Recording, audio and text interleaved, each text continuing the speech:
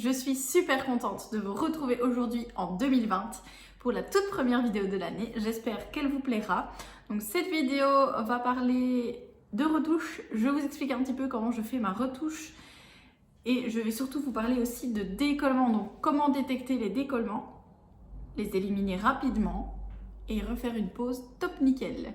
Je vous montre aussi comment changer de forme, passer d'un coffin à une amande. Vous allez voir, c'est rien de très compliqué. Donc je vous laisse tout de suite avec la suite de la vidéo. J'espère qu'elle va vous plaire. N'hésitez pas à me dire en commentaire ce que vous en aurez pensé. C'est parti. Alors pour commencer, on va déjà enlever tous les strass de Swarovski avec une vieille pince à cuticule. Donc vous ne pouvez pas passer la ponceuse sur les strass parce que c'est du cristal et donc la ponceuse va ripper et vous allez vraiment abîmer votre embout de ponceuse. Donc je vous conseille de tout enlever à la main. Ici, ce sont des pixies de Swarovski, donc c'est pareil, ce sont des toutes petites boules de cristal. Il va falloir que j'enlève tout à la pince. Donc c'est vraiment un travail de longue haleine. Mais ça donne tellement bien les pixies. Donc j'essaye vraiment de tout enlever. Et voilà, malheureusement, la bêtise est arrivée. J'ai cassé l'ongle orgel sur le côté. Je pourrais réparer ça, mais j'ai pas envie de me casser la tête. Donc je vais juste couper le rallongement et le refaire au chablon après. Tous mes strass sont enlevés, je vais pouvoir passer la ponceuse. Malheureusement, l'appareil photo a coupé à ce moment-là, donc on est déjà une étape plus loin. Donc je vous montre ici les décollements qui sont visibles par leur aspect blanchâtre. Pour enlever les décollements, je vais tout simplement passer ma ponceuse plusieurs fois à vitesse médium sur les parties les plus blanchâtres. Donc je vous montre un petit peu comment moi je retire la couleur avec ma ponceuse. Mon embout est un grain médium aussi. Je vous mettrai en barre d'infos où vous le procurez, il est vraiment top. Donc ici on peut voir sur le pouce qu'il y a un petit décollement sur le côté qui est un peu plus blanchâtre. Je vais passer avec insistance avec ma ponceuse. Voilà à peu près où on en est. Je dépoussière pour y voir plus clair et je vais vous montrer vraiment de très près les décollements.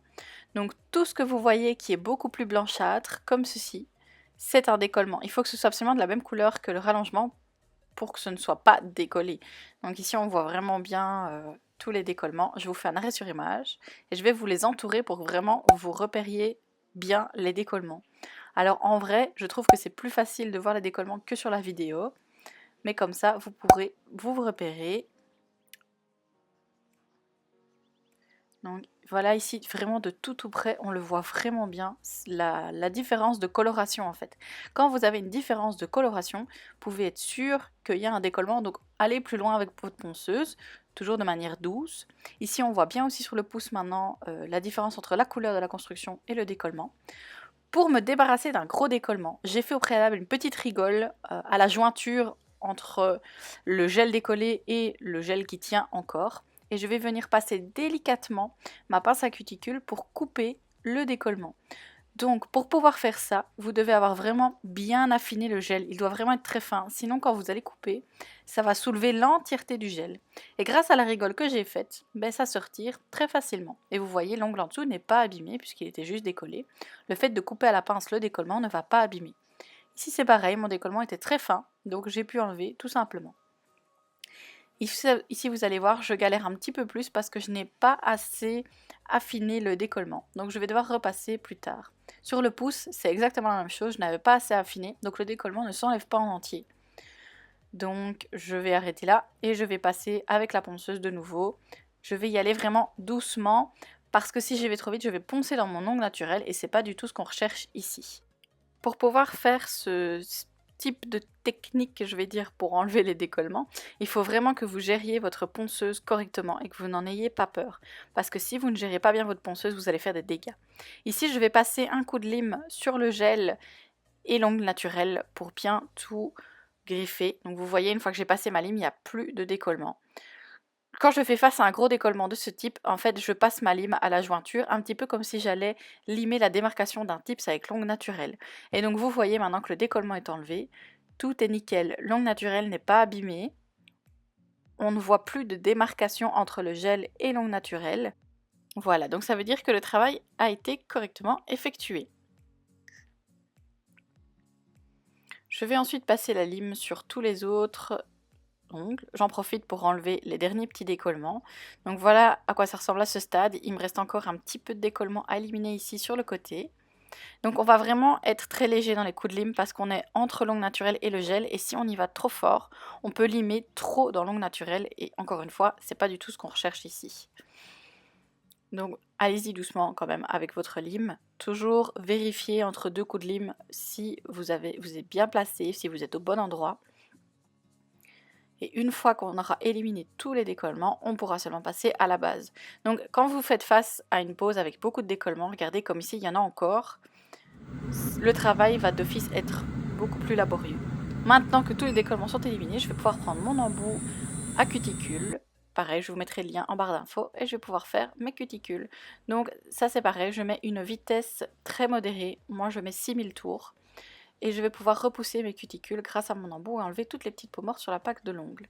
Ensuite, je viens avec ma pince à cuticules enlever les peaux mortes. Les peaux mortes, c'est tout ce qui est, encore une fois, blanchâtre. C'est la seule chose que vous pouvez enlever. Si ce n'est pas blanc, vous allez faire mal à votre cliente, elle va saigner puisque ça veut dire que c'est du tissu qui est encore vascularisé.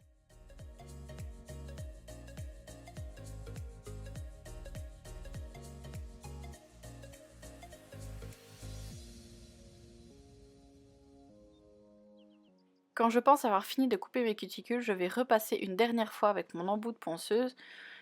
Faire ceci me permet d'être sûr qu'il n'y a plus aucune peau morte parce que s'il en reste, ça va de nouveau les soulever et vous allez les voir apparaître.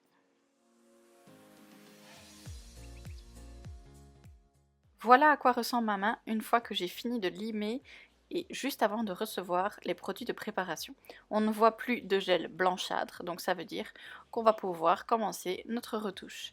Je vais, comme d'habitude, mettre du cleaner ou du nail prep pour bien déshydrater la plaque de l'ongle, enlever toutes les petites poussières qui pourraient rester.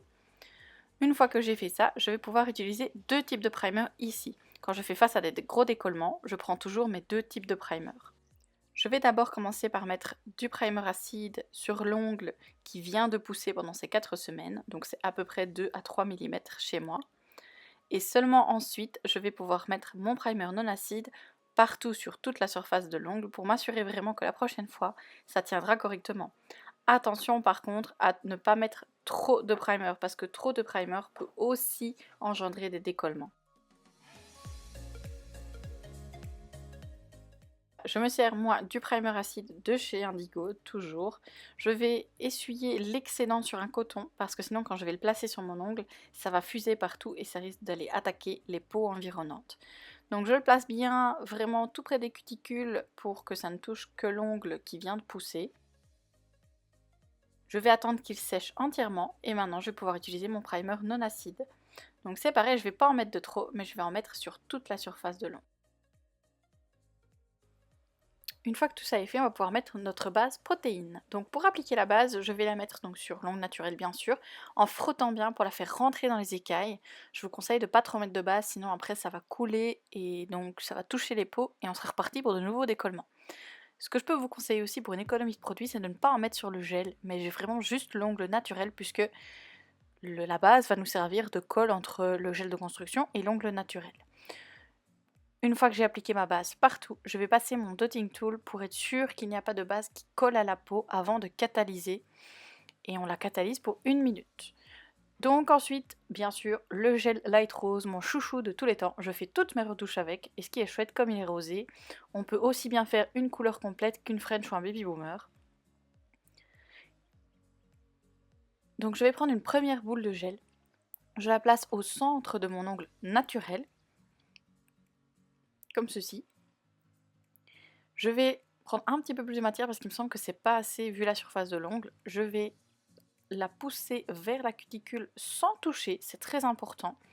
Et je vais travailler en redescendant de droite à gauche, comme ceci, ma matière. Le gel Light Rose peut être un peu difficile à travailler puisqu'il a tendance à faire des petites bosses, mais une fois qu'on le maîtrise, c'est parfait. Donc je vous montre un petit peu ici de profil. Pour une retouche normale, c'est ce que j'aurais fait. J'aurais aplati mon gel de cette manière sur l'ancien gel et mon bombé aurait été nickel. Mais ici, il manquait vraiment trop de matière. Donc je vais devoir remettre du gel parce que vous allez voir, c'est vraiment trop plat. Voilà, vous voyez, on voit clairement qu'au niveau de la cuticule, c'est beaucoup plus bas que le reste de l'ongle. Donc mon bombé n'est pas assez prononcé. Je vais devoir remettre du gel et en conséquence, puisque ici on travaille sur le pouce, donc il faut vraiment bien mettre de la matière. Donc vous voyez ici à droite, le gel touche ma cuticule. Tant que je travaille mon gel de construction, ce n'est pas grave. Pourquoi? Parce que c'est un gel qui ne s'auto-égalise pas, donc il ne va pas couler. Je vais pouvoir tout simplement, avec mon dotting tool à la fin, enlever la partie du gel qui touche ma cuticule en passant dans le sillon, tout simplement. Donc ici vous voyez, je remets encore du gel parce que c'était toujours pas assez. Et je vais encore une fois descendre en allant de droite à gauche. Je travaille mon gel au fil, donc c'est-à-dire que je le touche à peine. Si le Light Rose, vous le travaillez en rentrant votre pinceau dans le gel, vous allez faire mais plein de bosses, ce sera vraiment pas possible. Donc voilà, mon pouce est fait, je l'ai mis à catalyser. Maintenant je vais vous montrer comment faire l'index, puisque là il y a vraiment un énorme décollement. On se retrouve un petit peu à l'étape comme si on venait de faire un allongement au chablon. Il n'y a vraiment plus qu'une fine couche de gel sur le bout. Donc on va vraiment devoir mettre beaucoup de gel de construction. Avec le Light Rose, pas de souci, puisqu'encore une fois il ne s'auto-égalise pas, donc il ne risque pas de couler. Je vais tourner le gel dans mon pinceau pour avoir une maîtrise de celui-ci. Je vais le pousser au cuticule et après je vais redescendre en allant de droite à gauche, encore une fois, et en redescendant vraiment jusqu'à la pointe. Je mets un peu plus de gel de construction. Pourquoi? Parce qu'on va changer la forme, donc je vais devoir changer la structure. Donc d'office, je vais devoir tout retravailler au niveau du gel. Voilà, on va pouvoir le mettre à catalyser aussi. Je pense que mon apex est assez bien. Je vais vous montrer ici vraiment, parce que là je peux vraiment faire une retouche sans mettre énormément de gel. Donc comment je fais?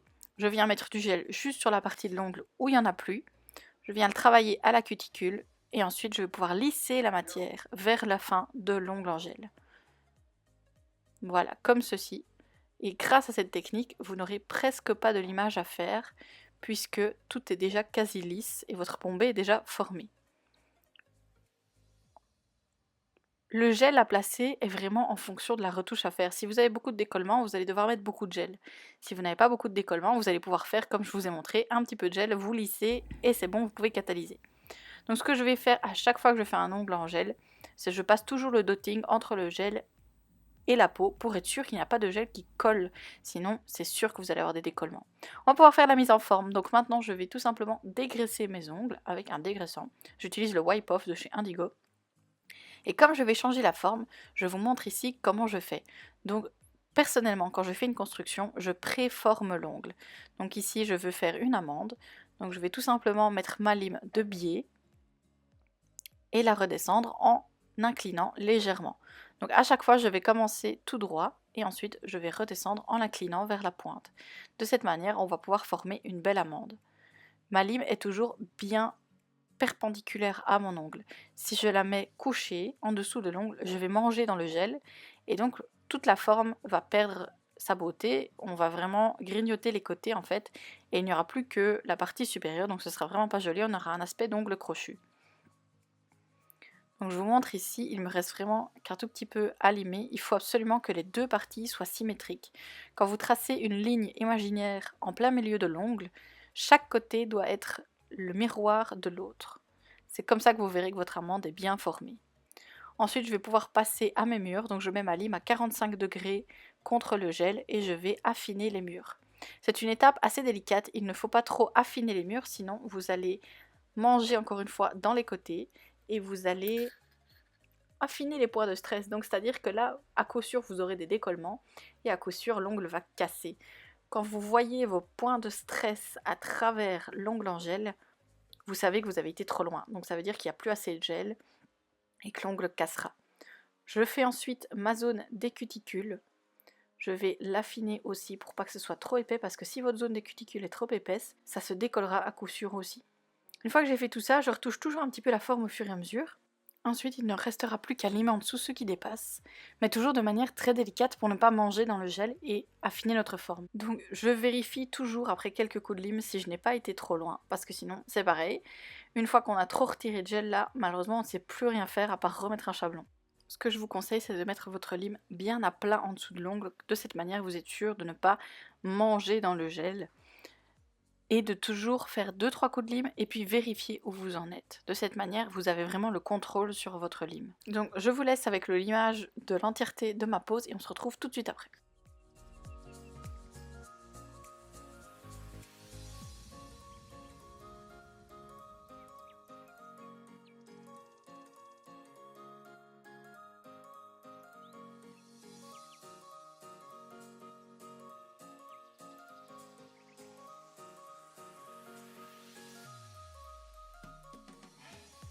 Maintenant qu'on a fini l'image, on n'a plus qu'à passer le bloc polissoir et regarder nos petites amandes.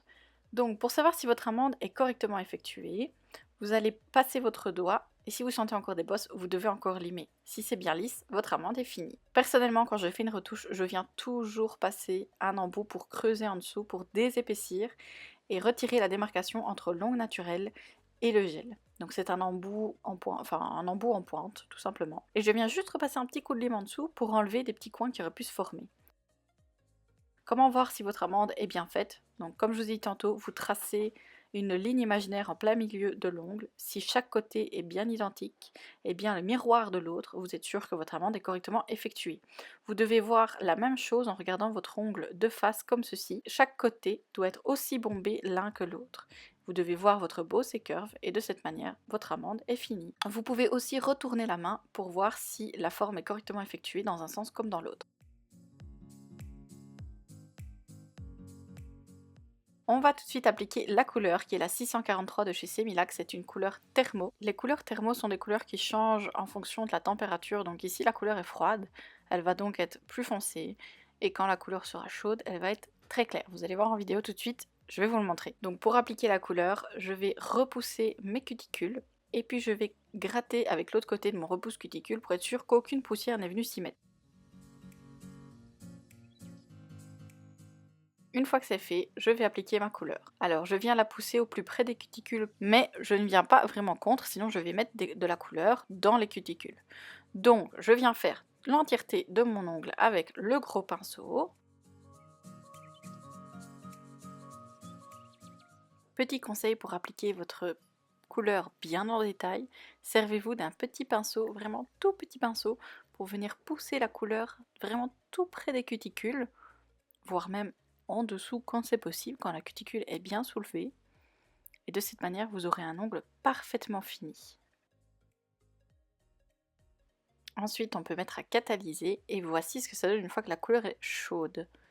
Il y a encore des petits bords qui sont encore un peu froids. J'avais assez froid à mes mains pendant la vidéo. Mais voilà, on va mettre la deuxième couche de couleur. À la deuxième couche de couleur, je ne repasse pas avec mon petit pinceau de détail parce que tout simplement, la deuxième couche va nous servir à opacifier. Une fois que la deuxième couche sera mise, je vais pouvoir mettre à catalyser. Je vais faire la même chose sur tous mes doigts et on se retrouve après. Maintenant que toute ma couleur est mise, je vais pouvoir appliquer ma finition. J'utilise la Tip Top et vous voyez qu'en repassant la Tip Top, le produit est froid, la couleur redevient fuchsia. C'est vraiment, les couleurs thermo, c'est vraiment comique. Donc voilà, je vais bien mettre ma Tip Top partout, border ma couleur comme ceci. Je vais l'appliquer sur mes 5 doigts et il n'y aura plus qu'à mettre à catalyser pendant 1 minute sous LED. Comme pour tout gel que je mets sur mes doigts, je repasse avec mon petit dotting à la fin pour être sûr que ça ne touche pas la peau. Maintenant que c'est catalysé, je vais pouvoir utiliser mon huile à cuticule, c'est la Wish de chez Semilac. J'aime vraiment particulièrement ces huiles à cuticule parce qu'elles sentent super bon et elles ne sont pas grasses. C'est la première fois que je rencontre des huiles comme ça, je vous les conseille vraiment. Elles sont top, surtout pour pouvoir prendre de belles photos après. L'huile à cuticule étant appliquée, je vais la masser pour bien la faire rentrer dans la peau. Et notre pose est finie. Donc voici ce que ça donne quand c'est plus ou moins chaud, je vais dire, parce que vous voyez, il y a encore des pores assez fuchsia. Et je vais vous montrer tout de suite ce que ça donne une fois froid. Je n'aurai plus qu'à la poser dans l'eau froide pour vous montrer. Et voilà, on a vraiment un super beau fuchsia.